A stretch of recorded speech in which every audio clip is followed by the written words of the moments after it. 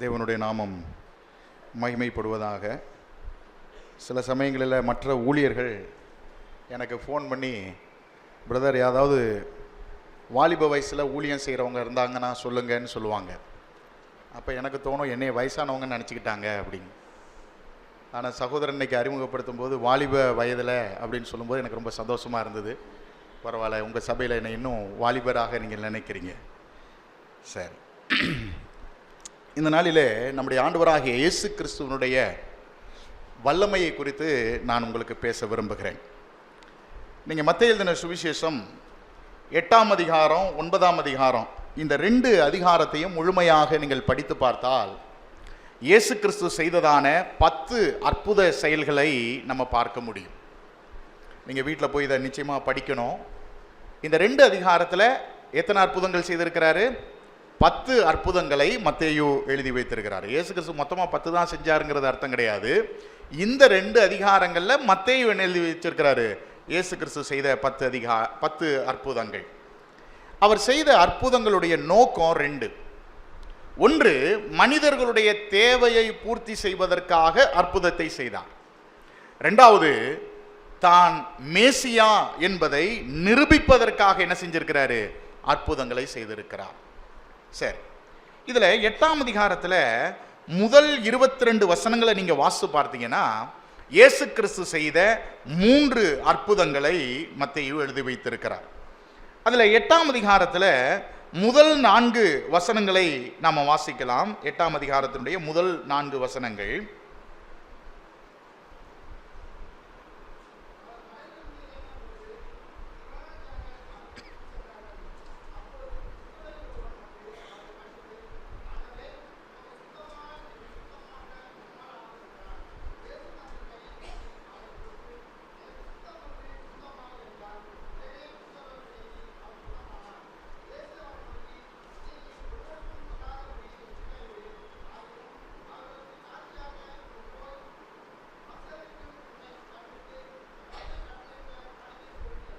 Okay, இப்போ இந்த 4 வசனங்கள்ல இயேசு கிறிஸ்து யாரை இப்ப சுத்தப்படுத்துறார்? யாரை சுகப்படுத்துகிறார்? குஷ்டரோகி. இந்த குஷ்டரோக வியாதி எப்படிப்பட்டது அப்படிங்கிறது உங்களுக்கு தெரியுமா? நீங்க நெட்ல போய் படிச்சு பாருங்க. குஷ்டரோக வியாதி அதை இப்ப தொழுநோய் அப்படின்னு சொல்லுவாங்க. நம்ம ஆஸ்பத்திரியிலலாம் தொழுநோய் அப்படின்னு எழுதி வச்சிருப்பாங்க. இந்த தொழுநோயினாலும் குஷ்டரோகம் அப்படின்னாலும் 2 ஒன்று தான். இந்த குஷ்டரோகம் வந்துருச்சு அப்படின்னு சொன்னா சரீரத்தில் இருக்கக்கூடிய ஒவ்வொரு உறுப்புகளும் கொஞ்சம் கொஞ்சமா அழுக ஆரம்பிக்கும். இன்னைக்கு நம்ம பார்க்கல, சில 20 வருஷங்களுக்கு இன்னைக்கு மருத்துவம் கொஞ்சம் அதிகமாயிடுச்சு. ஓகேவா? அன்றைக்கு 20 வருஷத்துக்கு முன்னாடிலாம் நீங்க குஷ்டரோகத்திற்கு பெருசா மருந்துகள் கிடையாது. அப்ப இந்த குஷ்டரோகத்தினால பாதிக்கப்பட்டவங்களுக்கு பார்த்தீங்கன்னா சில பேருக்கு மூக்கே இல்லாம போயிடும். என்னன்னா அந்த ஒரு வியாதி கொஞ்சம் கொஞ்சமா அதை அரித்து விடும். சிலருக்கு பார்த்தீங்கன்னா விரல் அப்படியே கொஞ்சம் கொஞ்சமா கரைந்து அது உருகி போயிடும். அடுத்தது, அதுக்கு மேல இந்த குஷ்டரோக வியாதி இருக்கிறவங்க பக்கத்துல இருக்கிறாங்கன்னா யாரும் அவங்க பக்கத்துல உட்கார முடியாது. ஏன்னா அவ்வளவு துர்நாற்றம் எடுக்கும். பழைய ஏற்பாட்டில் நீங்க படிச்சு பார்த்தீங்கன்னா கூட இந்த குஷ்டரோகம் வந்தவன் ஊருக்குள்ள கூட வாழ முடியாது. அவன் ஊரை விட்டு வெளில போயிடணும். நீங்க லேவியராகமம் புஸ்தகம் 13ஆம் அதிகாரம் 45ஆம் வசனம் இந்த குஷ்டரோகிகளுக்கான ஒரு சட்டம் என்ன அப்படிங்கிறத படிச்சு பாருங்க. லேவியராகமம் புஸ்தகம் 13ஆம் அதிகாரம் 45ஆம் வசனம்.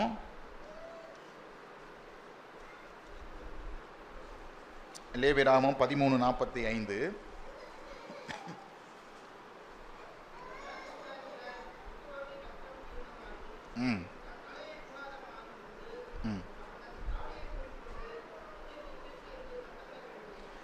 இவன் ஒரு பக்கத்தில் வியாதியினால பாதிக்கப்பட்டது ஒரு பக்கத்தில் இருந்தா கூட பழைய ஏற்பாட்டினுடைய அந்த நியாய பிரமாணம் தேவன் அவருக்கு கொடுத்த சட்டத்தில் என்னன்னா அந்த வியாதி வந்தவன் வஸ்திரம், நல்ல வஸ்திரம் போடக்கூடாது, வஸ்திரம் கிழிந்தவனாக இருக்க வேண்டும். அடுத்தது நம்ம பார்க்கும்பொழுது தன் தலையை மூடாதவனாக இருக்க வேண்டும். அடுத்தது அவன் தன் தாடியை மூடிக்கொண்டு என்ன சொல்லணும்? தீட்டு தீட்டுன்னு சொல்லி என்ன செய்யணுமா? சத்தமிடணுமா? கொஞ்சம் யோசித்து பாருங்க. ஒரு பக்கத்தில் வியாதியினுடைய கொடூரத்தை அவன் அனுபவிக்கிறான். இன்னொரு பக்கத்தில் மக்கள் அவனை அங்கீகரிக்க மாட்டார்கள். அவன் பொதுவான மக்கள் வாழுகிறதை போல ஊருக்குள்ள அவன் வாழ முடியாது, வெளியில இருக்கணும், தீட்டு தீட்டுன்னு சொல்லிக்கிட்டு தான் வாழணும். இந்த ஒரு நிலையில இருக்கிறவனை இயேசு கிறிஸ்து என்ன பண்ணாங்க? சுகப்படுத்தினார். இங்க நீங்க வாசி பார்த்தீங்கன்னா, அந்த குஷ்டரோகி இயேசு கிறிஸ்துவிடத்திலே வந்து, உமக்கு சித்தமானால் என்னை சுத்தமாக்க உம்மால் ஆகும் என்று அவன் சொன்னான். ஆனா இயேசு கிறிஸ்து, எப்பா எனக்கு சித்தம் உண்டுப்பா, நீ சுத்தமாகுன்னு சொல்லி இருக்கலாம். ஆனா இயேசு கிறிஸ்து என்ன செய்தார்? 3ஆம் வசனத்தில், இயேசு தமது கையை நீட்டி அவனை தொட்டார். யாரை தொட்டாரு? தீட்டு தீட்டுன்னு சொல்லி வாழக்கூடிய ஒருவனை, நாற்றம் எடுத்தக்கூடிய ஒரு மனிதனை, அசுத்தமா இருக்கக்கூடிய மனிதனை இயேசு கிறிஸ்து என்ன பண்ணாராம்? தொட்டாராம். இதாங்க நம்முடைய ஆண்டவர். மனிதனால் வெறுக்கப்படுகிற, மனிதனால் ஒதுக்கப்படுகிற, வியாதி என்று சொல்லி வெறுக்கக்கூடிய ஒரு மனிதனையும் நேசிக்கக்கூடிய ஒரு ஆண்டவர், மனிதர்கள் விரும்பாத ஒரு செயலை கூட இயேசு கிறிஸ்து என்ன செஞ்சாரு? அவனை போய் தொட்டு சுகப்படுத்தினார். அப்ப மனிதர்களுடைய வியாதிகள் மேல ஆண்டவருக்கு என்ன இருக்கு தெரியுமா? மனதுருக்கமுடைய ஒரு ஆண்டவர். சில சமயம் நமக்கு கோல்டு வந்துருச்சுனாலே இன்னைக்கு நிறைய பேர் கை கொடுக்க விரும்புறதில்ல. உண்மைதானே? கோல்டு வந்துருச்சுன்னா இவர் கிட்டக்க இவர் இருமுனார்னா நமக்கும் அந்த நோய் வந்துரும்னு சொல்லி, சாதாரண ஒரு இருமல், ஒரு சளி, காய்ச்சல் வந்தாலே மனிதர்கள் இன்றைக்கு நமக்கு கிட்ட வர விரும்பல. ஆனா ஆண்டவரை பாருங்க, மனிதனுடைய வேதனையை அறிந்து, மனிதனுடைய தேவையை அறிந்து மனிதனை சுகப்படுத்துகிறார். அதுவும் காயப்படுத்தக்கூடிய நிலையில், என்ன தூரமாயிரு, உன்னை சுத்தப்படுத்திற, நீ அப்படியே போயிடுன்னு சொல்லல. அவர் என்ன செஞ்சாரு? அவனை தொட்டு சுகப்படுத்தினார். அப்ப மத்தேயு எழுதின இந்த இடத்துல நீங்க வாசி பார்த்தீங்கன்னா, முதலாவது இயேசு கிறிஸ்து செய்த ஒரு வல்லமையான அற்புதம் என்னன்னா, குஷ்டரோகம் பிடித்த ஒரு மனிதனை அவர் தொட்டு என்ன செய்தாரு? சுகப்படுத்தக்கூடியவராக இருக்கிறார். அருமையானவர்களே, நமக்கும் சில சமயங்களில் வியாதிகள் வரும் பொழுது ஒருவேளை மனிதர்கள் நம்ம கிட்ட வர விருப்பப்படாம இருக்கலாங்க. உங்களுக்கு தெரியுமா, இன்னைக்கு இருக்கக்கூடிய HIV-னாலே யாராவது பாதிக்கப்பட்டா நம்ம யாருமே, அவங்க எவ்வளவுதான் நமக்கு சொந்தமா இருந்தா கூட, என் சொந்தக்காரன்னு கூட சொல்ல விரும்ப மாட்டோம். சென்னையில் இருக்கக்கூடிய HIV மருத்துவமனைக்கு நான் சென்றிருக்கிறேன். சில காலங்கள் அங்கே ஊழியம் செய்திருக்கிறேன். அப்ப சில இடத்துல பேசும்போது அவங்க சொல்லுவாங்க, ஏங்க நீங்க மட்டும்தான் தனியா படுத்து கிடக்குறீங்களே, உங்களுக்கு குடும்பம் யாருமே இல்லையா அப்படின்னு சொல்லும் பொழுது அவரே சொல்லுவாரு, ஐயா என்னுடைய கிராமத்துல எனக்கு இந்த நோய் இருக்குதுன்னு ஊருக்கு தெரிஞ்சிருச்சுன்னா எங்களுடைய குடும்பம் பாதிக்கப்படும். அதனால எங்க குடும்பத்தார் யாரையும், நீ உனக்கும் எனக்கும் குடும்பத்துக்கும் சம்மந்தமே கிடையாது, நீ எங்கேயோ போய் அப்படியே செத்து போயிடுன்னு சொல்லி என்னை அனுப்பிட்டாங்க அப்படின்னு வேதனையோடு சொன்னவர்கள் இருந்தார்கள். இதான் வாழ்க்கையில உண்மை. நமக்கு வரக்கூடாத ஒரு நோய் வந்துவிட்டால், ஒருவேளை இப்ப ஈவன் குஷ்டரோகம் கூட சில சமயங்களில் பாவத்தினால தான் வரும். எல்லா நோயும் பாவத்தினால வரதில்லை, ஆனால் சில சமயங்களில் பாவத்தினால வரும். ஆனால் மனிதன் என்ன செய்வான்னு சொன்னா, தன்னுடைய பாதுகாப்பை மட்டும்தான் விரும்புவான். பாருங்க, குடும்பத்தில் இருக்கிறவங்களே வேணான்னு தான் ஒதுக்கிடுறாங்க. ஆனால் அப்படிப்பட்டவர்களையும் நேசிக்கக்கூடிய ஒரு ஆண்டவர் தாங்க இந்த ஆண்டவர். இந்த அன்பை போல இந்த உலகத்தில் யாரும் அன்பை காண்பிக்க முடியாது. இந்த உலகத்தில் இருக்கக்கூடிய அன்பு எல்லாமே எதிர்பார்க்கக்கூடிய அன்பு தான். கணவன் வீட்டுக்கு சம்பாதித்து போடுகிற வரைக்கும் தான் மரியாதையும் அன்பும். கணவனுக்கு வியாதிப்பட்டுட்டா மக்கள் அவர்களை நடத்துகிற விதமே வேறுதான். மனைவியும் கூட வீட்டிலே இருக்கக்கூடிய வேலைகளை செய்கிற வரைக்கும் தான் அவங்களுக்கு கொடுக்கிற மரியாதை, கனம் ஒரு நல்ல நிலையில இருக்கும். அவங்க வியாதிப்பட்டு படுக்கைக்கு போயிட்டா இந்த குடும்பத்தில் உள்ளவர்கள் அவர்களை பாரமாக நினைப்பார்களே ஒழிய, அவர்களை ஒரு உயிராக, அவர்களுக்கும் ஒரு உணர்வு இருக்கிறது என்கிற நிலையில யாரும் அவங்களை நடத்த மாட்டார்கள். அருமையானவர்களே, இந்த ஆண்டவரை குறித்து நான் உங்களுக்கு சொல்லுகிறேன், நாம் எப்படிப்பட்ட வியாதியில் இருந்தாலும் நம்முடைய இருதயத்தின் வேதனையை அறியக்கூடிய தெய்வம், நம்மை சுகப்படுத்தக்கூடிய தேவன், நம்மேல் மனதுருக்கம் உள்ள ஒரு தேவன் என்பதை புரிந்து கொள்ளுங்கள். இந்த குஷ்டரோகி அவர் வாயினால சுகப்படுத்தி இருக்கலாம், ஆனால் அவர் என்ன செய்தாரு? அவர்களை தொட்டு சுகப்படுத்தினார். இரண்டாவதாக இந்த ஆண்டவர் எப்படிப்பட்டவர் என்பதை குறித்து சொல்வதற்கு நீங்க பார்த்தீங்கன்னு சொன்னா, இங்கே 5ஆம் வசனத்திலிருந்து 13ஆம் வசனம் வரைக்கும் வாசிக்கும் பொழுது நேரம் இல்லை, அதனால நீங்க வீட்டில் போய் வாசிங்க. நான் அதில் உள்ள சம்பவத்தை மாத்திரம் சொல்லுகிறேன். 5 முதல் 13 வசனங்களிலே இந்த 100க்கு அதிபதியினிடத்திலே வேலை பார்த்த ஒரு மனிதன் அல்லது வேலைக்காரன் திமிர்வாதமாய் படுத்திருந்தான். இதை மார்க்கு எழுதும்போது அவன் சாவக்கூடிய நிலைமையில இருந்தான் அப்படின்னு வாசிக்கிறோம். இப்ப தன்னுடைய வேலைக்காரனுக்காக இந்த 100க்கு அதிபதி இயேசு கிறிஸ்துவிடத்துல வந்து, ஆண்டவரே, என்னுடைய வீட்டிலே என்னுடைய வேலைக்காரன் வியாதிப்பட்டு இருக்கிறான், நீங்க அவனை சுகப்படுத்த வேண்டும் என்று அவன் வந்து கேட்கிறான். அப்ப இயேசு கிறிஸ்து அவனை கூட்டிட்டு வா, நான் வர முடியாது அப்படின்னு சொல்லல. அவர் என்ன சொல்றாரு, அப்படியா, நான் உன் வீட்டிற்கு வந்து அவனை சுகப்படுத்துகிறேன் என்று அவர் சொன்னார். அப்ப அந்த 100க்கு அதிபதி சொல்றான், ஆண்டவரே, நான் போன்னு சொன்னா போறதுக்கு அவள் நிறைய பேர் இருக்கிறான், வான்னு சொன்னா வர்றதுக்கு நிறைய பேர் இருக்கிறான், என்னுடைய அதிகாரத்திற்கு கீழ்பட்டு இருக்க அநேகர் உண்டு, ஆனா நீங்க என் வீட்டில் வந்து அவனை சுகப்படுத்துற அளவுக்கு எனக்கு தகுதி கிடையாது. நீங்க என் வீட்டிற்கு வருவதற்கு நான் யார் கிடையாது, பாத்திரன் அல்ல. நீர் மகிமையுள்ள தேவன், நீர் என்னுடைய வீட்டிற்கு வருவதா, அவ்வளவுக்கு நான் தகுதியானவன் கிடையாது. அப்ப என்ன பண்ணணுமா? அவர் சொல்றாரு, ஆண்டவரே, ஒரே ஒரு வார்த்தை சொல்லும், அந்த ஒரு வார்த்தை என்னுடைய வேலைக்காரன் என்ன ஆயிடுவான், சுகமாயிடுவான். இயேசு கிறிஸ்துவுக்கே ஆச்சரியமா இருந்தது. ஒரு வார்த்தை சொன்னால் சுகமாவான். இந்த 100க்கு அதிபதிக்கு யார் சொல்லிக் கொடுத்தா? இயேசு கிறிஸ்துட்ட போய் ஒரு வார்த்தை மட்டும் சொல்ல சொல்லு. யாரும் சொல்லிக் கொடுக்கல. ஆண்டவரே, இதுதான் அவருடைய பெயர், அவன் பேரை சொல்லி நல்லா இருப்பான்னு சொல்லு, அப்பதான் அவன் கரெக்டா சுகமாவான் ஆண்டவரே அப்படிலாம் சொல்லல. எங்க ஊர் இதுதான், எங்க ஊர்ல இவன் பேர் இதுதான், இவனுடைய கோத்திரம் இதுதான், இதெல்லாம் சொல்லிட்டு அவன் சுகமாகும்னு சொல்லுங்கலாம் சொல்லல. அந்த 100க்கு அதிபதி சொன்னாரு, ஆண்டவரே, ஒரே ஒரு வார்த்தை, அது என்ன வார்த்தை வேண்டாலும் இருக்கட்டும், அவனுக்காக நீர் ஒரு வார்த்தை சொல்லும், என் வேலைக்காரன் சுகமாவான். இயேசு கிறிஸ்துவனுடைய விசுவாசத்தை கண்டு ஆச்சரியப்பட்டார். ஆச்சரியப்பட்டுட்டு அவர் சொன்னாரு, அவர் எந்த ஒரு வார்த்தை சொன்னாருங்கிறது நமக்கு தெரியல. ஆனா நம்ம பைபிள்ல வாசிக்கிறோம், 13ஆம் வசனத்துல, இயேசு 100க்கு அதிபதியை நோக்கி, நீ போகலாம், நீ விசுவாசத்தபடியே உனக்கு ஆக கடவுது என்றார். அந்த நாளிகையிலே அவன் வேலைக்காரன் சுஸ்தமானான். மரண படுக்கையில் இருக்கிறாங்க.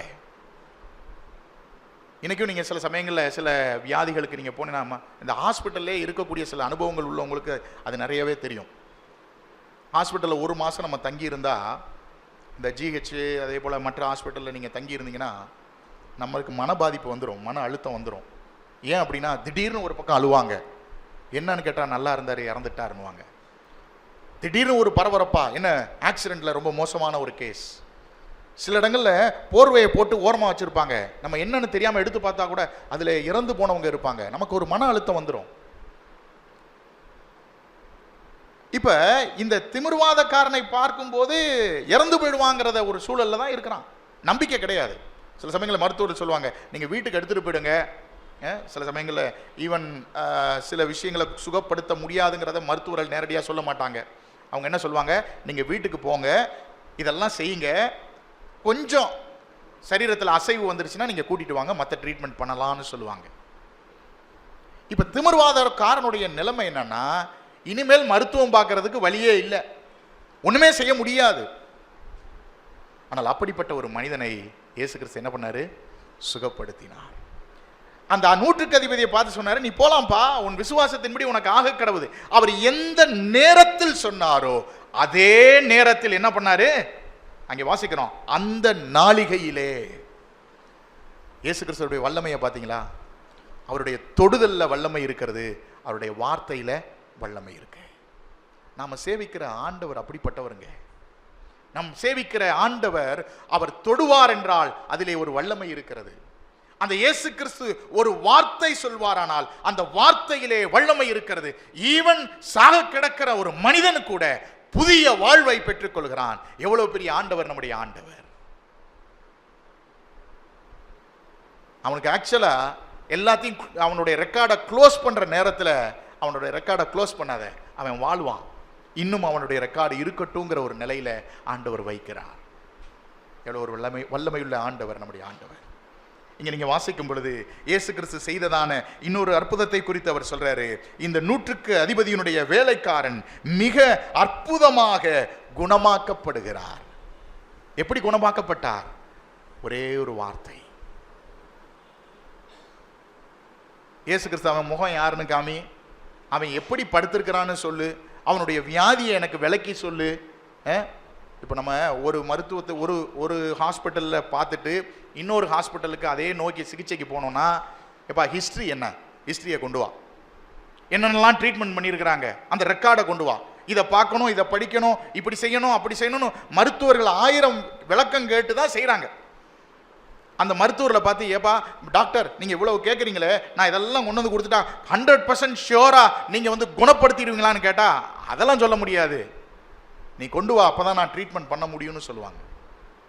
இயேசு கிறிஸ்து இவன்ட்ட ரெக்கார்டு கேட்கலங்க.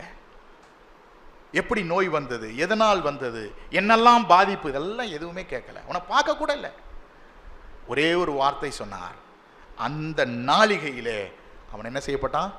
சுகமாக்கப்பட்டான்.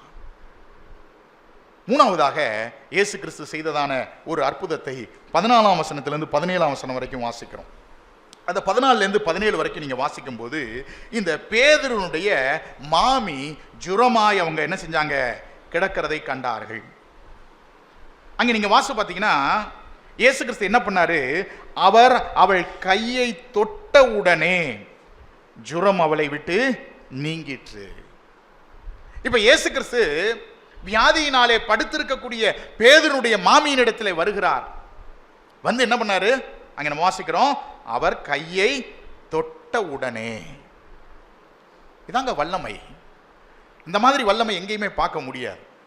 இன்னைக்கு மனிதர்களுடைய விஞ்ஞானம், தொழில்நுட்பம் எவ்வளவுதான் பெருகி இருந்தா கூட, எத்தனை மாத்திரை எடுத்தாலும் ஈவன் ஒர்க் ஆகிற ஹார்ட்டை அப்படியே எடுத்து இன்னொரு ஹார்ட்டை வைக்கக்கூடிய தொழில்நுட்பம் பெருகினா கூட இயேசு கிறிஸ்து செய்த அற்புதத்தை போட யாருமே செய்ய முடியாது. இங்க நம்ம வாசிக்கிறோம், அவர் வந்து கையை தொடுறார், ஜுரம் அவளை விட்டு நீங்கிற்று. இன்னொன்று ஒன்று தெரியுமா? நம்ம என்னதான் சிகிச்சை எடுத்தாலும் ஓய்வு நாட்கள்ங்கிறது கொஞ்சம் அவசியங்க. இப்போ ஒருத்தர் வந்து உடம்பு சரியில்லாமல் போறார் ஹாஸ்பிட்டலுக்கு, போயிட்டு வீட்டுக்கு வந்த உடனே அடுத்த நாளே வேலைக்கு போவாங்களா? போக முடியாது. டாக்டர் என்ன சொல்லுவாங்க? ரெஸ்ட் எடுக்கணும். ஒரு 2-3 நாள். இப்போ நம்மளுக்கு ஒரு ஜுரம் வந்ததுன்னா குறைஞ்சது சொல்லுவாங்க அது போகிறதுக்கு 7 நாள் ஆகும். அதனால நீங்கள் மாத்திரை எடுத்துட்டு குறைஞ்சது ஒரு 3 நாளாவது தான் நீங்கள் வீட்டிலே படுத்துருங்க, வேலைக்கு போகாதீங்கன்னு வாங்க. ஆனால் இயேசு கிறிஸ்து சுகப்படுத்துகிறது எப்படி? நான் சுகப்படுத்திட்டேன், நீ இன்னும் ஒரு 2 நாள் வீட்டு வேலையெல்லாம் செய்யாதமா, திருப்பி டயர்டாயிடுவ அப்படிலாம் சொல்லலை. அவர்கள் சுகப்படுத்தினார். சுகப்படுத்தின உடனே என்ன வாசிக்கிறோம்? அங்கே நம்ம வாசிக்கிறோம், அவள் எழுந்திருந்து அவர்களுக்கு பணிவிடை செய்தாள். இயேசு கிறிஸ்து தொட்டு சுகப்படுத்தின ஒரு நபர் உடனே வேலைக்கு செல்லலாம். எவ்வளவு ஒரு வல்லமை உடைய ஆண்டவர். இப்போ அதை தான் நம்ம இங்கே வாசிக்கிறோம். இயேசு கிறிஸ்து தொட்ட உடனே அவங்க அடுத்த எழுந்திருந்து வேலையை செய்ய ஆரம்பிச்சிட்டாங்க. நார்மல் ஆயிட்டாங்க, உடனே நார்மல் ஆயிட்டாங்க. இயேசு கிறிஸ்துடைய வல்லமை எப்படிப்பட்டது! இப்போ இந்த 3 அற்புதங்களை நம்ம பார்க்கும் பொழுது, முதல் அற்புதம் என்ன பார்த்தோம்? குஷ்டரோகியை சுகப்படுத்தினார். 2வது, 100க்கு அதிபதியினுடைய வேலைக்காரன் திமிர்வாதமாய் இருந்தான், அவனை இயேசு கிறிஸ்து சுகப்படுத்தினார். பேதுருடைய மாமி அவள் ஜுரத்தினாலே அவதிப்பட்டார்கள், உடனே தொட்டு என்ன செஞ்சாரு? சுகப்படுத்தினார்.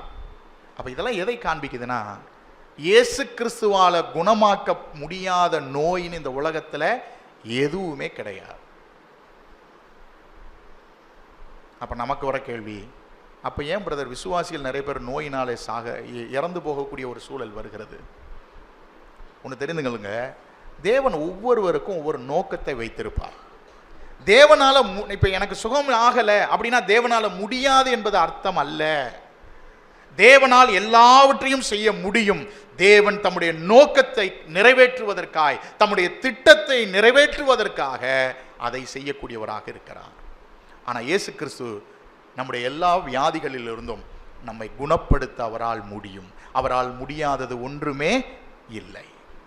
அப்ப இது எதை காண்பிக்குதுன்னா, வியாதிகளின் மேல் இயேசு கிறிஸ்துவுக்கு வல்லமை உண்டு.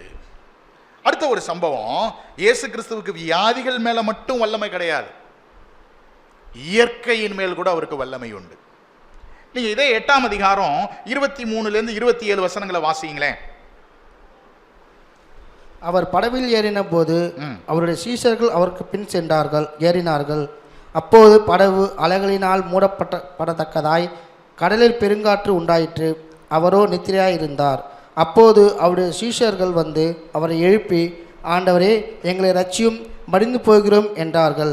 அதற்கு அவர், அற்ப விசுவாசிகளே, ஏன் பயப்படுகிறீர்கள் என்று சொல்லி எழுந்து காற்றையும் கடலையும் அதட்டினார். உடனே மிகுந்த அமைதல் உண்டாயிற்று. அந்த மனுஷர்கள் ஆச்சரியப்பட்டு, இவர் எப்படிப்பட்டவரோ, காற்றும் கடலும் இவருக்கு கீழ்ப்படுகிறதே என்றார்கள். ஓகே, இந்த சம்பவத்தை நம்ம நல்லாவே அறிந்திருக்கிறோம். வியாதிகள் மேல இயேசு கிறிஸ்துவுக்கு வல்லமை இருக்கு, அதிகாரம் இருக்கு. இங்க நம்ம வாசிக்கிறது, ஈவன் இயற்கையின் மேல் கூட இயேசு கிறிஸ்துக்கு என்ன இருக்கு? அதிகாரமும் வல்லமையும் இருக்கு.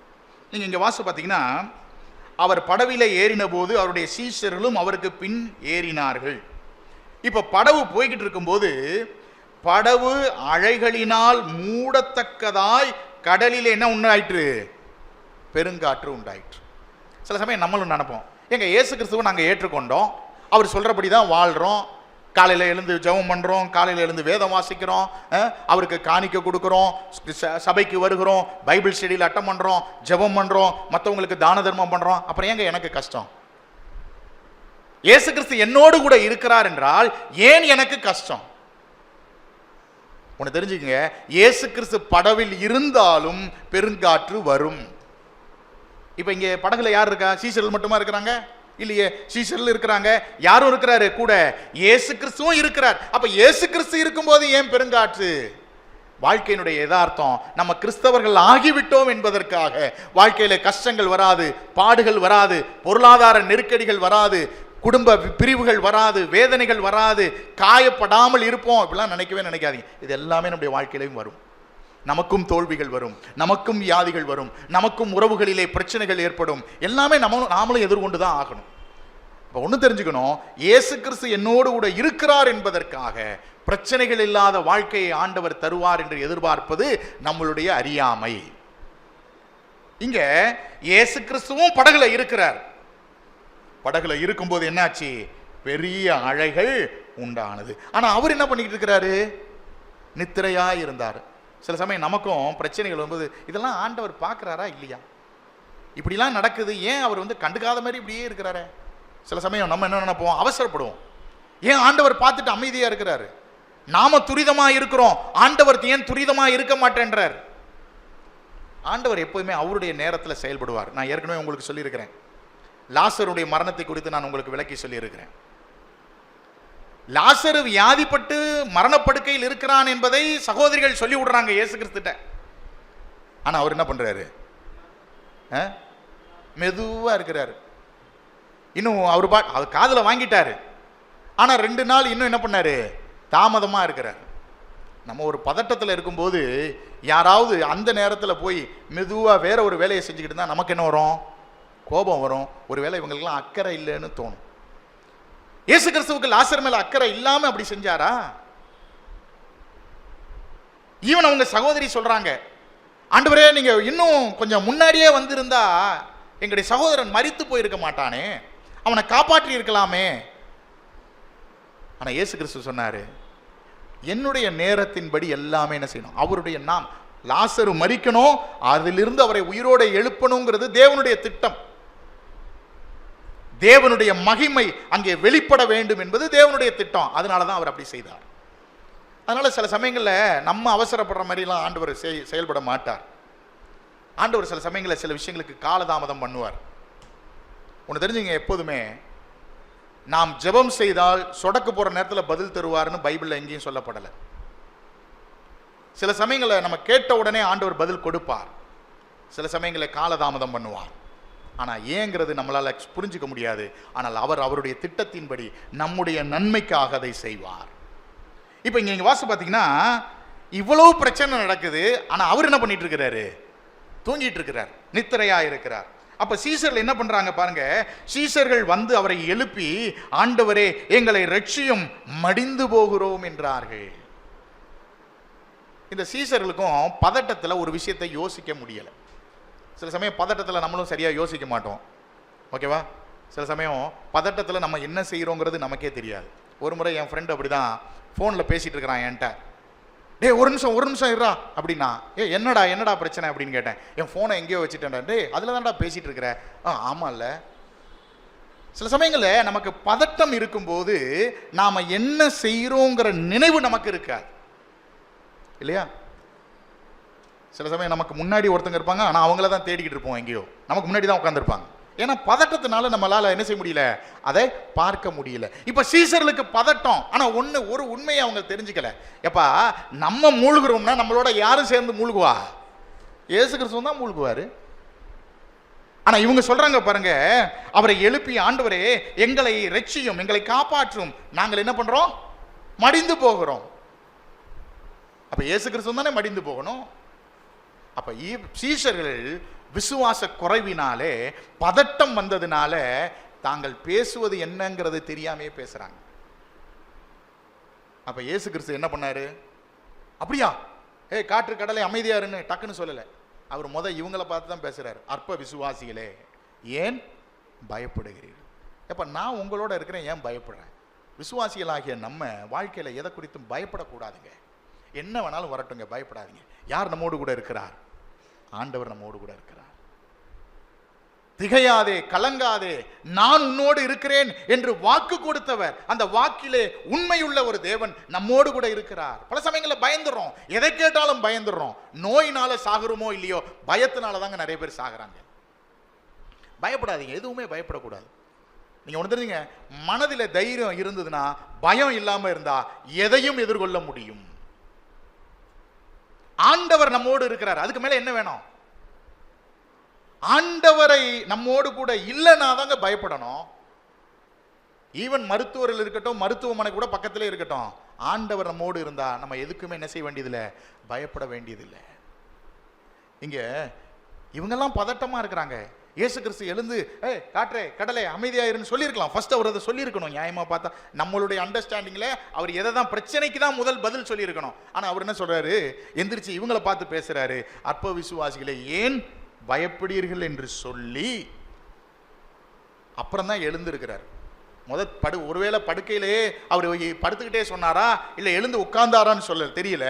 ஆனா அவர் சொல்லிட்டு தான் எழுந்தே இருக்கிறார். எழுந்து என்ன சொல்றாரு? காற்றையும் கடலையும் அதட்டினார், உடனே மிகுந்த அமைதல் உண்டாயிற்று. எவ்வளவு பெரிய வல்லமை உள்ள ஆண்டவர்! இந்த ஆண்டவர் வல்லமை உள்ளவர்னு சொன்னா போதாதுங்க, அதை நம்முடைய வாழ்க்கையில அனுபவித்து பார்க்க வேண்டும். அதுக்கு தான் சில சமயங்களில் வாழ்க்கையில நமக்கு வியாதிகளை கொடுக்கிறார். இந்த ஆண்டவர் எவ்வளவு வல்லமை உள்ளவர் தெரிந்து கொள்ளுங்கள். சில சமயங்களில் ஏன் நமக்கு பொருளாதார நெருக்கடிகளை கொடுக்கிறார்? இந்த ஆண்டவர் கைவிட மாட்டார், அதை நாம் அறிந்து கொள்வதற்காக. சில சமயங்களில் நமக்கு போராட்டங்கள், மன கிளேசங்கள், மன சோர்வுகள் ஏன் அனுமதிக்கிறாரு? இந்த தேவனை தவிர ஒருவரும் நமக்கு ஆறுதல் சொல்ல முடியாது என்பதை அறிந்து கொள்வதற்காக தேவன் அவைகளை அனுமதிக்கிறார். இப்ப சீசர்களை முதல்ல அதட்டிட்டு அவர் சொன்னாரு, இந்த காற்றையும் கடலையும் அவர் அதட்டினார். சீசர்களுக்கு ஆச்சரியமாயிடுச்சு. இன்னொரு விஷயம் முக்கியமானது, நீங்க யோசிச்சு பார்த்தீங்கன்னா, இந்த சீசர்கள்லாம் யாரு, அவங்களுடைய பின்னணி என்னன்னு கேட்டா, அவங்க எல்லாம் இரவும் பகலும் கடலுக்குள்ள இருக்கிறவங்க இல்லையா? இப்ப நீச்சல் தெரியாத ஒருத்தன் குளத்துக்குள்ளேயோ கடல்லையோ போய் ஐயோன்னானா அதுல அர்த்தம் இருக்கு. ஆனா இவங்க கடல்லே ஊர்னவங்க, ராப்பகல் கடல்லே இருந்தவங்க. கடல்ல எப்படி புயல் வரும், எப்படி அலைகள் வரும், அதை எப்படி நம்ம மேற்கொள்ளணும், எல்லா அனுபவங்களும் இருக்கிறது. ஆனால் பயம் வந்தபோது அந்த அனுபவங்களை கூட அவங்க விட்டுட்டாங்க. இதான் பயத்தில் இருக்கக்கூடிய ஒரு பிரச்சனை. பயத்தில் இருந்தோம்னா தெரிஞ்சதை கூட செய்ய முடியாது நம்மளால. அதனால விசுவாசிகள் எந்த விஷயத்திலையும் பயப்பட வேண்டியதில்லை. விசுவாசிக்கிறவன் என்ன பண்ண மாட்டான்? பதறான். விசுவாசியே நீ பதறாதே, விசுவாசத்தால் நீதிமான் பிழைப்பான்னு பாட்டு பாடுறோம். ஆனா வாழ்க்கையில பிரச்சனைகள் வரும் பொழுது, அலைகள் நம்மை மோதும் போது, இனிமேல் தப்பி பிழைப்போமா என்கிற சந்தேகத்திற்குரிய சூழல்கள் உருவாகும் போது என்ன பண்ணிடுறோம்? பயந்துடுறோம். அருமையானவர்களை, பயப்பட வேண்டாம். சுகப்படுத்தக்கூடிய ஆண்டவர் நம்முடைய ஆண்டவர். ஈவன் இயற்கை சூழ்நிலைகள் மேல் கட்டுப்பாட்டை வைத்திருக்கக்கூடிய ஆண்டவர் நம்முடைய ஆண்டவர். யோசிச்சு பாருங்க, மனுஷனே சொல்றதே இன்னைக்கு நம்மள மனுஷனே அதிகாரத்தில் இருந்தா கூட கீழ்ப்படிய வைக்க முடியல. என்னதான் அரசாங்கம் இருந்தாலும், எத்தனை போலீஸ் இருந்தாலும், இன்னைக்கு ஹெல்மெட் போட வைக்கிறதுக்கு எவ்வளவு கஷ்டப்படுறாங்க அரசாங்கம். ஒரு மனிதன் இவ்வளோதான் ஸ்பீடில் போகணுங்கிறதுக்கு எவ்வளோ கஷ்டப்படுறாங்க. அங்கங்கே நீ போகிற ஸ்பீடு இவ்வளோன்னு நமக்கு காமிச்சா கூட நம்ம யாரும் அதுக்கு ஒன்றும் பெருசாக கீழ்ப்படிய விருப்பம் இல்லை. ஆனால் பாருங்க, ஆண்டவர் சொல்லுகிற ஒரு வார்த்தைக்கு கடலும் காற்றும் என்ன செய்கிறது? கீழ்ப்படுகிறது. நீங்கள் வாசி பார்த்தீங்கன்னா எனக்கு ரொம்ப ஆச்சரியமான ஒரு விஷயம் என்னன்னா, காற்றையும் கடலையும் அதட்டினார், உடனே மிகுந்த அமைதல் உண்டாயிட்டு. இப்ப எலும்புன ஒரு அலை பெருசா ஆக்ரோஷமா எந்திரிக்குது, ஆனா டக்குன்னு அமைதியாயிருச்சு. கரைக்கு வந்த பிறகுதான் அது அமைதல் ஆகுங்கிறது கிடையாது. ஆண்டவருடைய வார்த்தைக்கு அந்த இயற்கையும் என்ன செஞ்சது? கட்டுப்பட்டது. அப்ப வியாதிகள் மேல ஆண்டவருக்கு வல்லமை இருக்கிறது. அடுத்தது நம்ம இங்க பார்க்கும் பொழுது இயற்கையின் மேலும் ஆண்டவருக்கு வல்லமை இருக்கிறது. அருமையானவர்களே, நம்முடைய ஆண்டவர் யார் அப்படின்னு சொன்னா, நம்மை தைரியப்படுத்தக்கூடிய ஒரு ஆண்டவர், நம்மோடு கூட இருக்கக்கூடிய ஒரு ஆண்டவர். நமக்கு வெளியில் இல்லை. பிரச்சனை வரும்போது எங்கே நீ ஒரு 5 கிலோமீட்டர் போய் என்னை தேடுப்பா, 6 கிலோமீட்டர் வந்து அசம்பிளி ஹாலில் வந்து நீ என்னை பாருங்களாம் ஆண்டவர் சொல்ல மாட்டார். ஆண்டவர் எப்பொழுதும் நம்மோடு கூட இருக்கிறார். நீங்கள் வேதத்தில் வாசி பார்த்தீங்கன்னா ஏசாயா 43:2 வாசி பாருங்க. இதான் உண்மையான கிறிஸ்தவ வாழ்க்கையினுடைய அனுபவம். ஏசாயா 43:2. தண்ணியில் நம்ம நடக்கக்கூடிய அனுபவம் வரும். நீ தண்ணீர்களை கடக்கும் போது நான் உன்னோடு இருப்பேன், நீ ஆறுகளை கடக்கும் போதும் அவைகள் உன்மேல் புரளுவதில்லை, நீ அக்னியில் நடக்கும் போதும் வேகாதிருப்பாய், அக்னி ஜுவாலை உன் பேரில் பற்றாது. ஓகே, தண்ணி மேல நடக்கிற அனுபவமே வராதுன்னு ஆண்டவர் சொல்லல். தண்ணி மேல நடக்கக்கூடிய அனுபவம் வரும். ஆனா என்ன நடக்கதான்? நீ தண்ணீர்களை கடக்கும் போது நான் உன்னோடு இருப்பேன். வாழ்க்கையில் சில சமயங்களில் தண்ணீரின் வழியா போகக்கூடிய ஒரு அனுபவங்கள் வரும். ஆனால் அந்த அனுபவத்தில் யார் நம்மோடு கூட இருப்பா? தேவன் நம்மோடு கூட இருப்பார். அடுத்து நீங்க வாசி பார்த்தீங்கன்னா, நீ ஆறுகளை கடக்கும் போது அவைகள் உன்மேல் புரளுவதில்லை. அடுத்தது நம்ம வாசிக்கிறோம், நீ அக்கினியில் நடக்கும் போது, அக்கினியின் அனுபவங்கள் வருமா? வரும். நெருக்கடிகள் வரும், பாடுகள் வரும், பிரச்சனைகள் வரும், வியாதிகள் வரும், இக்கட்டுகள் வரும், இழப்புகள் வரும். இது போன்ற அக்கினியின் அனுபவம் நமக்கு வரும். ஆனா அதுல நடந்து போனா என்ன நடக்காதான்? வேக மாட்டோம். இதாங்க ஆண்டவர் செய்யக்கூடிய அற்புதம். பாடுகள் இல்லாத வாழ்க்கை அல்ல, பாடுகளின் மத்தியிலும் ஜெயம் கொள்ளக்கூடிய ஒரு வாழ்க்கையை தேவன் நமக்கு கொடுக்கிறார். காரணம் என்ன? அவர் நம்மோடு கூட இருக்கிறார். அதை தான் நம்ம இங்கே வாசிக்கிறோம். ஈவன் நீங்க 1 கொரிந்தியர்ல வாசிக்கும் போது அங்க பவுல் சொல்றாரு, சோதனையை தாங்கக்கூடிய அளவுக்கு தான் நமக்கு கொடுப்பார். அதே நேரத்தில் சோதனையில் இருந்து தப்பிக்கொள்ளும்படியான வழியையும் உருவாக்குவார். எவ்வளவு நல்ல ஆண்டவர். அப்ப நம்ம தெளிவா புரிஞ்சுக்கணும், இயேசு கிறிஸ்து என்னோடு இருக்கிறார் என்பதற்காக போராட்டங்கள் வராது, பாடுகள் வராது, வியாதிகள் வராதுன்னு நினைக்காதீங்க. இயேசு கிறிஸ்து நம்மோடு கூட இருந்தாலும் அலைகள் வரும், காற்று வரும், புயல்கள் வரும். ஆனா என்ன செய்ய வேண்டியதில்லை? பயப்பட வேண்டியதில்லை. ஏன் அப்படின்னா, இந்த எல்லா சூழலையும் கட்டுப்பாட்டிற்குள் வைத்திருக்கிற தேவன் நம்மோடு கூட இருக்கிறார். அதைத்தான் இந்த பகுதியில் நம்ம வாசிக்கிறோம். அப்ப இயேசு கிறிஸ்து இயற்கையின் மேல் கட்டுப்பாடு வைத்திருக்கக்கூடிய தேவன். அடுத்தது 3வதாக, இதை 8ஆம் அதிகாரம் 28 34 வசனங்களை நீங்க வாசி பார்த்தீங்கன்னா, இயேசு கிறிஸ்து பிசாசுகளுக்கு மேல வல்லமையுடைய ஒரு தேவன். சில சமயம் நிறைய பேர் அரண்டவன் கண்ணுக்கு இப்போ இருண்டதெல்லாம் பேயின்னு சொல்லுவாங்க. சில பேருக்கு பிசாசு பயம் அதிகமா இருக்கும், அசுத்த ஆவிகளுடைய பயம் அதிகமா இருக்கும். ஈவன் இந்த அசுத்த ஆவிகளுக்கு மேலையும் அதிகாரம் யாருக்கு இருக்கு? ஆண்டவருக்கு இருக்குங்க. நீங்க நிறைய இடங்களில் பார்த்தீங்கன்னா, அந்த அசுத்த ஆவினால பாதிக்கப்பட்டவங்களுக்கு பெரிய பாதிப்புகள் இருக்கும். அவங்கள வந்து அலைக்கழிக்கும், அவங்கள தீயிலையும், ஈவன் இந்த சூசைடு பண்றாங்க பாருங்க, தற்கொலைக்கு முயல்கிறதே ஒரு அசுத்த ஆவியினுடைய ஒரு தூண்டுதல் தான். இந்த அசுத்தாவி என்ன பண்ணும்? ஒரு மனிதனை நிம்மதியை குலைத்து அவனை தற்கொலை செய்வதற்கு உள்ள என்ன பண்ணும்? தூண்டிக்கிட்டே இருக்கும். இது அசுத்த ஆவிகள். ஈவன் இயேசு கிறிஸ்துவிடத்தில் ஒருத்தர் வராரு, ஆண்டவரே என்னுடைய பையன் அவனுக்கு அசுத்த ஆவி வருது, அவன் அலைக்கழிக்கும் போது தீயிலையும் தண்ணீரிலையும் அவன் அலைக்கழிக்கப்படுகிறான், உம்மால ஏதாவது செய்ய முடிஞ்சா அவனுக்கு செய்யுங்க. அப்ப இயேசு கிறிஸ்து என்ன பண்ணாரு? அவனை சுகப்படுத்தினார். இப்ப இந்த பகுதியில் நீங்க வாசி பார்த்தீங்கன்னா, இங்கே அசுத்த ஆவியினாலே பிடிக்கப்பட்டிருந்த அந்த மனிதனை என்ன பண்றாரு? அவர் சுகப்படுத்தக்கூடியவராக இருக்கிறார். நீங்க வீட்டில் போய் படிச்சு பாருங்க. 8ஆம் அதிகாரம் 28ஆம் வசனத்திலிருந்து 34ஆம் வசனம் வரைக்கும் அங்கே அவர்கள் ரொம்ப அவங்க கஷ்டப்படுறாங்க. ஓகேவா? அவர்கள் அதில் கஷ்டப்படும் பொழுது அங்கே 28ஆம் வசனத்தை கூட வாசிங்களேன். 28 வசனம், 28, 29 கூட வாசிங்க. அவர் அக்கறையில் கொர்கேனசேர் நாட்டில் வந்தபோது பிசாசு பிடித்திருந்த 2 பேர் பிரேத கல்லிலிருந்து புறப்பட்டு அவருக்கு எதிராக வந்தார்கள். அவர்கள் மிகவும் கொடியராக இருந்தபடியினால் அந்த வழியாக ஒருவனும் நடக்கக்கூடாது இருந்தது. அவர்கள் அவரை நோக்கி, இயேசுவே, தேவனு குமாரனே, எங்களுக்கும் உமக்கும் என்ன? காலம் வரும் முன்னே எங்களை வேதனைப்படுத்த இங்கே வந்தீரோ என்று கூப்பிட்டார்கள். ஓகே, இப்போ இந்த 2 பேர் பிசாசினுடைய பிடியில் இருக்கிறாங்க. பிசாசு அவங்களை அலக்களிக்குது, கொடூரமான செயல்களை செய்ய வைக்கிறது. இன்னைக்கும் பிசாசுகள் இருக்கு, இன்றைக்கும் அசுத்த ஆவிகள் இருக்கிறது. இன்றைக்கும் அசுத்த ஆவிகள் மனிதர்களை என்ன செய்து பிடித்து ஆட்டுகிறது. இப்ப இந்த வேலைகள் எல்லாம் அசுத்த ஆவி செய்து கொண்டிருக்கும் பொழுது மிக அற்புதமாக அந்த அசுத்த ஆவி ஆண்டவர் என்ன பண்ணாரு? விரட்டி அடிக்கிறார். அப்படி விரட்டி அடிக்கும் போது அவங்க 2 பேரும் அதிலிருந்து விடுதலை பெறுகிறதை நம்ம இங்கே பார்க்கிறோம். அப்ப பிசாசுகள் மேலேயும் யாருக்கு அதிகாரம் இருக்கு, வல்லமை இருக்கு அப்படின்னா நம்முடைய ஆண்டவருக்கு வல்லமை இருக்கு. அப்ப வியாதிகளின் மேல வல்லமை இருக்கு, இயற்கையின் மேல் வல்லமை இருக்கிறது, ஈவன் பிசாசுகளுக்கு மேலையும் என்ன செய்யறதுக்கு ஆண்டவருக்கு வல்லமை இருக்கு. அடுத்தது 9ஆம் அதிகாரம் முதல் 17 வசனங்களை வாசி பார்த்தீங்கன்னா, இயேசு கிறிஸ்துவானவருக்கு பாவத்தை மன்னிப்பதற்கான வல்லமையும் அதிகாரமும் கூட இருக்கிறது.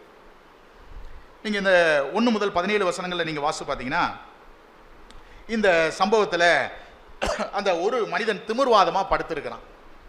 4 பேர் அவனை தூக்கிட்டு வராங்க.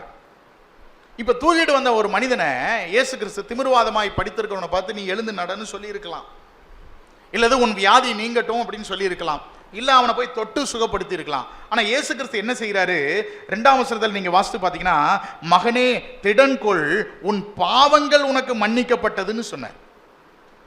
இப்ப இவன் திமிர்வாதமா ஏன் படுத்திருக்கிறான்? அதுக்கு காரணம் என்ன? இவன் செய்த பாவம். இந்த பகுதியில் நம்ம பார்க்கும்போது இவன் செய்த பாவத்தினாலே இவன் வியாதிப்பட்டான். இப்ப இயேசு கிறிஸ்து அதை அறிந்து உன்னை சுகப்படுத்துகிறேன்னு சொல்லல, உன்னை தொடுகிறேன் என்று தொடவும் இல்லை, மாறாக அவர் என்ன சொல்றாரு? உன் பாவங்கள் உனக்கு மன்னிக்கப்பட்டது. பாவங்கள் மன்னிக்கப்பட்டதுன்னு சொன்ன உடனே என்ன ஆச்சு? அவனுக்கு சுகமாயிட்டான். இது ரொம்ப ஆச்சரியமா இருக்கு இல்லையா? பாவங்கள் மன்னிக்கப்பட்டதுன்னு சொல்றதுக்கும் இவன் சுகமடைவதற்கு என்ன சம்பந்தம்? இவன் வியாதிப்பட்டதே பாவத்தினால. அப்ப அதனுடைய நோயினுடைய அந்த ரூட், வேரை ஆண்டவர் என்ன செஞ்சாரு? சரி செய்தார். அப்ப பாவங்கள் மன்னிக்கப்பட்டது அப்படின்னு சொன்ன உடனே அங்க நம்ம வாசிக்கிறோம் 6ஆம் வசனத்துல, பூமியிலே பாவங்களை மன்னிக்க மனுஷகுமாரனுக்கு அதிகாரம் உண்டு என்பதை நீங்கள் அறிய வேண்டும் என்று சொல்லி திமிர்வாதக்காரனை நோக்கி, நீ எழுந்து உன் படுக்கை எடுத்துக்கொண்டு நட. இப்ப இயேசு கிறிஸ்து ஏன் இப்படி சொன்னார் அப்படின்னா, பாவங்களை மன்னிப்பதற்கும் யாருக்கு அதிகாரம் உண்டு? இயேசு கிறிஸ்து. இயேசு கிறிஸ்துவுக்கு மட்டும்தாங்க பாவங்களை மன்னிக்க அதிகாரம் உண்டு. இந்த உலகத்தில் பிறந்த எல்லாரும் பாவிகள் என்று வேதம் சொல்கிறது. எல்லாரும் பாவம் செய்து தேவ மகிமை அற்றவர்களானார்கள். நன்மை செய்கிறவன் ஒருவன் இல்லை, ஒருவனாகிலும் இல்லை, எல்லாரும் ஏகமாய் கெட்டு போனார்கள் என்று பைபிள் சொல்லுகிறது. அப்ப இந்த பாவத்திலிருந்து விமோச்சனம் கொடுப்பதற்காகத்தான் இந்த இயேசு கிறிஸ்துவானவர் இந்த பூமிக்கு இறங்கி வந்தார். மனிதனுடைய பாவத்தை தன்மேல் ஏற்று மனிதனுடைய பாவத்திற்காக சிலுவையிலே மரித்து மனிதனுக்கான பாவ பிரயாச்சித்தத்தை அவர் செய்தார். அவர் மரித்தார், அவர் அடக்கம் பண்ணினார்கள். 3ஆம் நாளிலே உயிர்த்தெழுந்து இன்றும் வாழும் தெய்வமாக அவர் இருக்கிறார். யாரெல்லாம் அவர் மேல் விசுவாசம் வைக்கிறார்களோ அவர்களுடைய எந்த பாவத்தையும் மன்னிப்பதற்கான வல்லமை அவருக்கு இருக்கிறது. இயேசு கிறிஸ்துவால மன்னிக்க முடியாத பாவம் இந்த உலகத்தில் எதுவுமே கிடையாது. எவ்வளவு பெரிய பாவமாக இருந்தாலும் இயேசு கிறிஸ்து மன்னிப்பதற்கு வல்லமையுடையவராக இருக்கிறார். ஏன் அப்படின்னா அவருடைய ரத்தம் சகல பாவங்களையும் நீக்கி நம்மை சுத்திகரிக்கும். இயேசு கிறிஸ்துவுடைய ரத்தம் சகல பாவங்களையும், எப்பேற்பட்ட பாவமாக இருந்தாலும், எவ்வளவு கொடிய பாவமாக இருந்தாலும் அதை மன்னிப்பதற்கான அதிகாரமும் வல்லமையும் இயேசு கிறிஸ்துவிடத்தில் உண்டு. அதைத்தான் நம்ம இங்கே வாசிக்கிறோம். அப்ப பாவத்திற்கு மேல பாவத்தை மன்னிப்பதற்கான ஒரு அதிகாரம் இயேசு கிறிஸ்துவிடத்திலே உண்டு என்பதை நம்ம புரிந்து கொள்கிறோம். அருமையானவர்களே, இந்த உலகத்தில் சுகத்தை கூட மருத்துவமனையில் பெற்றுக்கொள்ளலாம், மருந்துகள் மூலமாக பெற்றுக்கொள்ளலாம். ஆனால் பாவ மன்னிப்பை எங்கேயும் மனிதன் காசு கொடுத்து வாங்க முடியாது. பாவ மன்னிப்பை மனிதன் எந்த ஒரு மனிதனிடத்திலிருந்தும் பெற்றுக்கொள்ள முடியாது. பாவ மன்னிப்பை இயேசு கிறிஸ்து ஒருவர் மட்டுமே இந்த உலகத்திலே கொடுக்க முடியும். ஏனென்றால் மனிதனுடைய பாவத்திற்காக மரித்து அடக்கம் பண்ணப்பட்டு உயிர் தெழுந்த ஒரே ஒரு தெய்வம் இயேசுநாதர் மட்டும்தான். அதனாலதான் இந்த இயேசுநாதர் பாவத்தை மன்னிப்பதற்கான அதிகாரமுடையவராக அவர் இருக்கிறார். அடுத்தது ஐந்தாவதாக நீங்க பாத்தீங்கன்னு சொன்னா, இந்த 9ஆம் அதிகாரம் 18 முதல் 35 வரையில ஈவன் மரணத்தின் மேலும் அதிகாரமுடைய ஒரு தெய்வம். இங்க நீங்க வாசிக்கும் பொழுது ஒரு அதிகாரி, ஒரு அதிபதி, அவனுடைய யவீருன்னு சொல்லப்பட்டிருக்கு. மத்தேயுல ஒரு பெயர் சொல்லப்படலை. ஆனா நீங்க மார்க்கில் வாசி பார்த்தீங்கன்னா அவருக்கு யவீரு என்று சொல்லக்கூடிய ஒரு மனிதனுடைய மகள் 12 வயசு இறந்து போயிட்டான். நாம சில சமயம் நினைக்கிறோம், இன்னைக்கு தாங்க சின்ன பிள்ளைங்கலாம் இறந்து போறாங்க, பழைய காலத்துல அப்படிலாம் கிடையாதுன்னு நினைப்போம். இல்ல, இயேசு கிறிஸ்து வாழ்ந்த காலத்திலே 12 வயசுல இருக்கக்கூடிய ஒரு பெண் என்ன செஞ்சாங்க, ஒரு பிள்ளை இறந்து போயிட்டாங்க. நியாயமா பார்த்தா அந்த வீட்டில் இறந்த உடனே அடக்கம் செய்வதற்கு என்னெல்லாம் செய்யணுமோ அந்த நிகழ்வுகள்லாம் நடந்துகிட்டு இருக்கு அந்த வீட்டில். ஆனாலும் அந்த எவீரு என்று சொல்லக்கூடிய ஒரு மனிதன் இந்த இயேசு கிறிஸ்துவை பார்த்து எப்படியாவது என் மகளை உயிரோடு கொண்டு வருவாரான்னு அவரிடத்துல போவோம்னு சொல்லி அவரிடத்துல வந்தார். அப்போ அவரிடத்துல வந்தப்போ இயேசு கிறிஸ்து என்ன செய்கிறாருன்னு சொன்னால், அந்த வீட்டிற்கு போய் அங்கேயும் அவளை சுகப்படுத்துகிறதை நம்ம பார்க்குறோம். போகிற வழியிலே இன்னொரு ஒரு அற்புதத்தை செய்கிறார். இந்த பொண்ணு 12 வயசு வரைக்கும் நல்லா இருந்தது, இறந்து போயிடுச்சு. இன்னொரு அம்மா 12 வருஷம் அவங்க தன்னுடைய பெண்களுக்கு வரக்கூடிய அந்த பிரச்சனையினால பாதிக்கப்பட்டு கஷ்டப்பட்டிருக்கிறாங்க. அவங்களுக்கு விசுவாசம், இயேசு கிறிஸ்து என்னை தொட வேண்டாம், அவருடைய வஸ்திரத்தின் ஓரத்தை நான் போய் தொட்டா எனக்கு சுகமாகும் என்று சொல்லி அந்த ஒரு விசுவாசத்தோடு இயேசு கிறிஸ்துனுடைய வஸ்திரத்தை வந்து தொட்டார்கள். 12 வருஷம் அனுபவித்த வேதனை உடனே நீங்கினது. இப்ப 2 சம்பவத்துல ஆண்டவர் அவர் என்ன செய்யறாருன்னு சொன்னா, அவர் அற்புதம் செய்கிறார். ஒன்று, மரித்த அந்த 12 வயசு அந்த பெண்ணை என்ன செய்யறாரு, உயிரோடு எழுப்புகிறார். எவ்வளவு ஆச்சரியமான செயலுங்க. யாரையும் இறந்து போனவங்களை உயிரோட கொண்டு வர முடியாது. ஆனா இங்க நம்ம வாசிக்கும் பொழுது இந்த 12 வயது அந்த சிறு பெண்ணை ஆண்டவர் என்ன செய்யறாரு, உயிரோட. கொஞ்சம் யோசிச்சு பாருங்களேன், சூழ்நிலை எப்படி இருந்திருக்கும். இப்ப 12 வயசு பொண்ணு செத்து போயிட்டா, ஊரே கூடிருச்சு, அடக்கம் பண்ணுவதற்கான நிகழ்வுகள்லாம் நடந்துட்டு இருக்கு. நீங்க 23ஆம் வசனம் வாசிங்க, மத்தேயு 9:23. இயேசுவானவர் தலைவனுடைய வீட்டிலே வந்து தாரை ஊதியர்களையும் இறைகிற ஜனங்களும் கண்டு விளங்கும். இப்ப நீங்க வாச பாத்தீங்கன்னா தாரை ஊதுகிற, அடுத்தது இறைகிற ஜனங்கள். அந்த நாட்டினுடைய கலாச்சாரத்தின்படி ஒருத்தங்க இறந்துட்டாங்கன்னா அவங்க என்ன பண்ணுவாங்க, வந்து தாரை ஊதுவாங்க. இப்ப இந்துக்கள்ல பாத்தீங்கன்னா சங்கு ஊதுவாங்க. இப்படி அடுத்த நிகழ்வு எதுதான், அந்த இறந்து போனவங்களை கொண்டு போய் அடக்கம் பண்ற நிகழ்வு தான், வேற எதுவுமே கிடையாது. இப்படி நம்பிக்கை இல்லாத ஒரு பெரிய துக்கத்திலே இருக்கக்கூடிய அந்த வீட்டிலே வந்து ஆண்டவர் என்ன செய்யறாரு, அற்புதம் செய்யறாரு. கொஞ்சம் கற்பனை பண்ணி பாருங்க. இப்போ அவங்க கிறிஸ்தவங்களா இருக்கிறாங்கன்னு வச்சுக்கங்களேன், பாக்ஸ் சொல்லியாச்சு, ஃப்ரீசர் பாக்ஸில் வச்சிருக்கிறாங்க, பாக்ஸும் வந்துருச்சு, குழியும் நோண்டியாச்சு. இப்போ நியாயமா அடுத்தது என்னதான் பண்ணணும், எடுத்து பாக்ஸில் வச்சு மூடி கொண்டு போய் குழியில வச்சு மூடணும். ஆனா கர்த்தர் அதை அப்படியே மாத்திட்டார். என்ன பண்ணாரு, அந்த பெண்ணை அவர் எழும்ப செய்தார், உயிரோடே கொண்டு வந்தார். எவ்வளவு பெரிய அற்புதம் பாருங்க, எவ்வளவு பெரிய ஒரு ஆச்சரியம். அந்த குடும்பத்தில் அந்த துக்கத்தை எப்படி, அந்த கஷ்டத்தை கழிப்பாய் சந்தோஷமாய் ஆண்டவர் மாத்தினார்னு பாருங்க. ஆண்டவரால் முடியுங்க. நம்முடைய வாழ்க்கையில் சில சமயங்களில் கஷ்டங்கள், சில சமயங்களில் வேதனைகள், சில சமயங்களில் இழப்புகள், சில சமயம் பல பிரச்சனைகள் இருக்கலாங்க. ஆனா ஆண்டவரால் ஒரு நிமிஷத்துல அப்படியே எல்லாவற்றையும் தலைகீழாக மாற்ற முடியும். அவரால் முடியாததுன்னு ஒண்ணுமே கிடையாது. ஸோ இந்த இடத்துல நம்ம வாசிக்கும் பொழுது மரணத்தின் மேலும் அவருக்கு அதிகாரம் இருக்கு. அடுத்தது நம்ம வாசிக்கும் பொழுது அவர் போகும்போதே அந்த பெண்ணை சுகப்படுத்துகிறதையும் நம்ம பார்க்கிறோம். அடுத்தது நீங்க வாசி பார்த்தீங்கன்னா, நான் நேரம் இல்லாதனால நான் முடிக்கிறேன். அடுத்தது 9:10 அந்த அற்புதம் என்ன அப்படின்னா, 9ஆம் அதிகாரத்தினுடைய 27 முதல் 31 வரையும் வாசி பார்த்தீங்கன்னா, 2 பார்வை இல்லாத மனிதனை ஆண்டவர் என்ன செய்யறாரு, சுகப்படுத்துகிறார். 32ஆம் வசனத்திலிருந்து 35ஆம் வசனம் வரைக்கும் நீங்க வாசி பார்த்தீங்கன்னா, அந்த கேட்க முடியாத, பேச முடியாத ஒரு மனிதனை என்ன செய்யறாரு, அவர் செய்கிறார். ஒருவேளை நமக்கு ஒரு கேள்வி எழும்பலாங்க, ஏங்க இன்னைக்கு கூட தான் செத்து போயிட்டாருன்னு சொல்றாங்க, அப்புறம் சிபிஆர் பண்ணி சில பேர் சொல்லுவாங்க அவருக்கு ஹார்ட் சுத்தமாக நின்றுச்சுங்க. ஆனால் இந்த நர்ஸும் டாக்டரும் விடாமுயற்சியாக அவங்க நெஞ்சை போட்டு அழுத்தி சிபிஆர் கொடுத்ததுல அவருக்கு திருப்பி ரிவைவ் ஆகிட்டாருங்க. இயேசு கிறிஸ்து என்னங்க பெருசாக அற்புதம் செஞ்சுட்டார். டாக்டர் கூட சில சமயங்களில் முடிஞ்ச அந்த இதை என்ன செய்கிறாரு, உயிரோட எழுப்புறாருன்னு நீங்கள் சொல்லலாம், நினைக்கலாம்.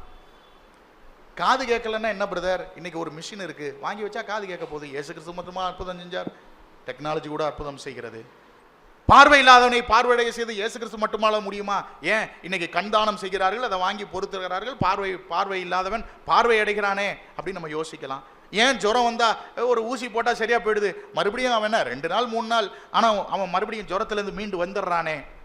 திமிர்வாதமா ஈவன் படுக்கையில் இருக்கிற சில பேருக்கு முதுகு வலி, கைகால் வலி, இவன் நடக்க முடியாதுன்னு படுக்கையில் இருக்கிறவனை நிறைய பிசியோதெரப்பி பண்ணி எடுத்து நடக்க வச்சுட்டாங்களே அப்படிலாம் நம்ம சொல்லலாங்க. இதெல்லாம் உண்மைதான். இயேசு கிறிஸ்து செய்த அற்புதத்தை போல செய்ய முடியாது. இயேசு கிறிஸ்து செய்ததில் ஓரளவு மனிதனுடைய தொழில்நுட்பங்களும் அறிவும் செஞ்சிடும். ஆனால் ஒரு விஷயத்தை மனிதன் செய்ய முடியாது. அது என்னன்னா பாவ மன்னிப்பு மட்டும். பாவத்திலிருந்து விடுதலையை எந்த மனிதனும் செய்ய முடியாது, எந்த தொழில்நுட்பமும் செய்ய முடியாதுங்க. நீங்க எத்தனை கோடி ரத்தத்தை இந்த உலகத்தில் சிந்தினாலும் இந்த பாவ மன்னிப்பு இயேசுநாதரை தவிர ஒருவரும் கொடுக்க முடியாது. அதுதான் இருக்கிற அற்புதங்களிலே உயர்ந்த அற்புதம். பாவி நரகத்திற்கு போகக்கூடியவனை பரிசுத்தவானாய் மாற்றுகிறார். பாவியை பரிசுத்தமாக்குகிறது கடவுளால மட்டும்தான் செய்ய முடியும். நரகத்திற்கு போகிறவனை சொர்க்கராஜ்யத்திற்கு போக செய்வது இயேசு கிறிஸ்துவால் மட்டும்தான் முடியும். அதனாலதான் அவர் இந்த பூமியில இருந்தப்ப சொன்னார், நானே வழியும் சத்தியமும் ஜீவனுமாய் இருக்கிறேன்னு சொன்னார். அவரை தவிர வேற எந்த வழியும் கிடையாது. அருமையானவர்களே, இந்த இயேசுநாதர் எவ்வளவு வல்லமை உள்ளவர் என்பதை நான் உங்களுக்கு சொல்லுகிறேன். இந்த 2 அதிகாரங்கள்ல அவர் செய்த 10 அற்புதங்கள் மூலமாக அவர் எவ்வளவு வல்லமை உள்ளவர் என்பதை நாம் படித்தோம். அவருடைய பிள்ளைகளாகிய நம்மிடத்திலிருந்து அவர் எதிர்பார்க்கிறதெல்லாம் என்ன தெரியுமா? நாம் அவரை கனப்படுத்த வேண்டும், அவருக்கு மரியாதை செலுத்த வேண்டும் என்பதைத்தான் அவர் எதிர்பார்க்கிறார். வேற எதையும் எதிர்பார்க்கல. கனப்படுத்துறதுனா என்ன, அவருக்கு மரியாதை கொடுக்கறதுனா என்ன அப்படின்னா, அவர் சொன்ன வார்த்தைகளை நம்ம கை கொண்டு வாழணுங்க. அவர் தான் அதை தான் நம்ம இடத்துல எதிர்பார்க்கிறார். வேற எதுவும் எதிர்பார்க்கல. ஆண்டவர் நம்மள்ட்ட நீ இதை செய்ப்பா அதை செய்ப்பா எனக்காக அப்படி பண்ணு இப்படி பண்ணுன்னு அவர் எதிர்பார்க்கல. அவர் எதிர்பார்ப்பதெல்லாம், நான் வல்லமையுள்ள தேவன், பாவத்தை மன்னிக்கக்கூடிய தேவன், என்னால் முடியாத காரியம் ஒன்றும் இல்லை என்பதை நிரூபித்து காட்டுகிற ஆண்டவர். நான் சொல்லுகிற வார்த்தைக்கு நீங்க செவி கொடுக்கணும். அதுதான் நீங்க எனக்கு கொடுக்கிற மரியாதை, அதுதான் நீங்கள் எனக்கு கொடுக்கக்கூடிய கனம் என்பதை அவர் விரும்புகிறார். அப்ப இவ்வளவு மரியாதைக்குரிய தெய்வத்திற்கு நாம மரியாதை கொடுக்கணுங்க. எப்படி மரியாதை கொடுக்கணும்னா, அவருடைய வார்த்தைகளை கை கொள்ளணும். அவருடைய வார்த்தைகள் பைபிள்ல இருக்கு. ஒவ்வொரு நாளும் நம்மை வாசித்து அவர் என்ன சொல்லுகிறாரோ, அவர் நம்ம எப்படி வாழணும்னு விரும்புகிறாரோ அதை போல நம்ம வாழ்ந்தோம்னா அதுதாங்க நம்ம அவருக்கு செலுத்தக்கூடிய மரியாதை. நம்ம அவருக்கு செய்யக்கூடிய கைமாறு அதுதான். அவருக்கு செய்யக்கூடிய ஒரு கணம் அதுதான். அதனால நம்முடைய தேவன் யார் அப்படின்னா, மகிமையுள்ள ஒரு தேவன், வல்லமையுள்ள தேவன். அந்த வல்லமையுள்ள தேவனுக்கு, அவருடைய வார்த்தைக்கு நாம செவி கொடுப்போம், அவருடைய வார்த்தைக்கு மரியாதை கொடுப்போம். அதுதான் உண்மையான மரியாதை. ஆண்டவர்கிட்ட அன்பு செலுத்துகிறேன் அப்படிங்கிறதுனுடைய ப்ரூஃப் என்ன? அவர் மேல அன்பா இருக்கிறேங்கிறதுக்கு அடையாளம் என்ன? நீங்க என்னிடத்தில் அன்பா இருந்தால் என்னுடைய கற்பனைகளை கை கொள்ளுங்கள். ஆண்டவர் வேற எதையுமே நம்ம இந்த பூமியில எதிர்பார்க்கலங்க. ஆண்டவர் எதிர்பார்ப்பதெல்லாம் இந்த வேதம் அப்படி சொல்லுதா, ஆண்டவர் இப்படி சொல்லியிருக்கிறாரா, நான் அதை தான் செய்வேன், அதுக்கு மிஞ்சி நான் செய்ய மாட்டேன். அப்படிப்பட்ட ஒரு கணத்தை, அப்படிப்பட்ட ஒரு மரியாதையை அவர் நம்மிடத்திலிருந்து எதிர்பார்க்கிறார். ஆண்டவரால் செய்ய முடியாத காரியம்னு இந்த உலகத்தில் எதுவுமே கிடையாது. எங்க ஆண்டவர் வல்லமை உள்ளவர்னு சொல்லிட்டு போறதுல ஒரு விஷயம் இல்லைங்க. இந்த வல்லமையுள்ள தெய்வம் எதை எதிர்பார்க்கிறாரோ அதைத்தான் நான் வாழ்வேன், அவர் எப்படி விரும்புகிறாரோ அப்படித்தான் நான் வாழ்வேன் என்று சொன்னால் அதுதான் நம்ம அவருக்கு செலுத்தக்கூடிய மரியாதை, அதுதான் நாம் செய்யக்கூடிய கணம். அப்படிப்பட்ட ஒரு வாழ்க்கை வருங்காலங்களிலே வாழ தேவன் தாமே நம் ஒவ்வொருவருக்கும் அனுகிரகம் செய்வாராக. ஈவன் சகோதரர் சேகர் அவருடைய இந்த பேரனுடைய வாழ்க்கையில் ஒரு பெரிய புயல் வந்தது, கஷ்டம் வந்தது. அவங்களும் சில சமயங்களில் திகைத்து இருப்பாங்க, என்ன செய்யலான்னு. ஆனால் நம்ம எல்லாரும் இன்னைக்கு சாட்சியாக இருக்கிறோம். அந்த சிகிச்சை எடுக்கவும் அந்த சிகிச்சை முடிக்கவும் தேவன் கிருபை பாராட்டி இருக்கிறார். அப்போ தேவனால் செய்ய முடியாதுன்னு எதுவுமே கிடையாது. வாழ்க்கையில் புயல் வரும், போராட்டங்கள் வரும், ஆனால் நம்ம பயப்பட வேண்டியதில்லை. ஏன்னா யார் நம்மோடு கூட இருக்கிறார்? தேவன் நம்மோடு கூட இருக்கிறார். இப்போ தேவன் யார் என்பதை நாம் அறிவதற்கு கூட இந்த ஒரு நிகழ்வை தேவன் என்ன செஞ்சிருக்கலாம், அனுமதித்திருக்கலாம். ஸோ வருங்காலங்களில் இந்த தேவனால் முடியாத எதுவுமே கிடையாது. அவர் அற்புதமானவர், அவர் அதிசயமானவர். அவர் ஆலோசனை கர்த்தர், அவர் மேன்மையானவர். ஆனால் அவர் நம்மிடத்திலிருந்து எதிர்பார்ப்பது நம்முடைய கனத்தையும் மரியாதையும் அவருக்கு கொடுக்க வேண்டும். அப்படிப்பட்ட மரியாதையும் கனத்தையும் நாம் அவருக்கு கொடுப்போம். அவர் வல்லமை உள்ளவர். நம்ம ஆரம்பத்தில் சிந்தித்ததை போல இவருக்கு திராணி இருக்கிறான்னு கேட்டாங்க. அவரால் காப்பாற்ற முடியுமா, திராணி இருக்கான்னு அவங்க வார்த்தையினால ஆண்டவரை கிண்டல் பண்ணாங்க. நம்ம சில சமயம் வாழ்க்கையில் கிண்டல் பண்ணுறோம். ஆண்டவர் வல்லமை உள்ளவர், ஆனால் அவர் சொல்கிறத நான் கேட்க மாட்டேன் அப்படின்னு நம்ம வாழ்க்கையின் மூலமாக, நம்ம செயலின் மூலமாக அவரை துக்கப்படுத்துகிறோம். அப்படி செய்யக்கூடாது. நம்முடைய மரியாதைக்கும் நம்முடைய கனத்திற்கும் உரியவராக இருக்கிறார். அவரை நாம் பணிந்து கொள்கிறது ஒரு விதத்தில் உண்மை. ஆனால் நம்முடைய செயல்கள் அவருடைய வார்த்தைக்கு முக்கியத்துவம் கொடுத்து அவருடைய வார்த்தையின்படி இருக்குமானால் அதுதாங்க நம்ம உண்மையாக கொடுக்குற மரியாதை, உண்மையாக செலுத்துகிற ஒரு கனமாக இருக்கிறது. வருங்காலங்களிலே அப்படி செய்வதற்கு தேவன் தாமே நம் யாவருக்கும் கிருபை செய்வாராக. ஆமென்.